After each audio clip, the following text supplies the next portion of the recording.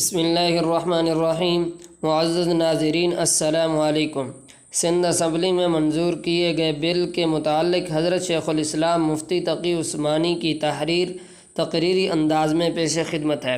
وہ لکھتے ہیں، آج کے اخبار کے مطابق سندھ اسمبلی نے اقلیتوں کے حقوق کے عنوان سے ایک بل منظور کیا ہے، جس کی روح سے کسی غیر مسلم کے 18 سال کی عمر سے پہلے اسلام لانے پر پابندی عائد کر دی گئی ہے اور اسے قابل تعزیر جرم قرار دیا گیا ہے۔ اسلام لانے پر پابندی کا یہ قانون شریعت اسلامیہ اور عدل و انصاف کے تمام تقاضوں کو پامال کرنے کے مترادف ہے۔ یہ درست ہے کہ قرآن کریم کی روح سے کسی کو زبردستی مسلمان بنانا ہرگز جائز نہیں اور اس پر پابندی حق بجانب ہے، لیکن دوسری طرف برضا و رغبت اسلام لانے پر پابندی لگا کر کسی کو دوسرے مذہب پر باقی رہنے کے لیے مجبور کرنا بدترین زبردستی ہے، جس کا نہ شریعت میں کوئی جواز ہے، نہ عدل و انصاف کی روح سے اس کی کوئی گنجائش ہے۔ اسلام کی روح سے اگر کوئی سمجھدار بچہ جو دین و مذہب کو سمجھتا ہو اسلام لے آئے تو اس کے ساتھ مسلمانوں جیسا سلوک کرنے کا حکم ہے۔ نیز اسلامی شریعت کی روح سے بچہ 15 سال کی عمر میں بلکہ بعض اوقات اس سے پہلے بھی بالغ ہو سکتا ہے،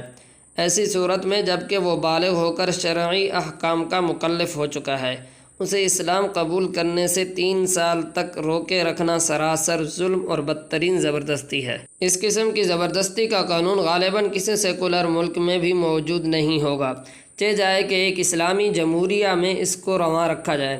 نیز 18 سال کے بعد اسلام قبول کرنے کے لیے 21 دن کی مہلت دینا بھی ناقابل فہم ہے۔ کیا اس کا یہ مطلب نہیں ہے کہ اس مدت میں اس کا خاندان اسے دھمکا کر اسلام لانے سے روکنے میں کامیاب ہو سکے؟ سوال یہ ہے کہ اگر 2 میاں بیوی قانون کے مطابق اسلام لے آئیں تو کیا اس قانون کا یہ مطلب نہیں ہوگا کہ ان کے بچے 18 سال کی عمر تک غیر مسلم ہی تصور کیے جائیں گے، کیونکہ انہیں اس عمر سے پہلے اسلام لانے کی اجازت نہیں ہے؟ ایسا معلوم ہوتا ہے کہ یہ قانون اس کے تمام مضمرات پر غور کیے بغیر محض غیر مسلموں کو خوش کرنے کے لیے نافذ کیا گیا ہے۔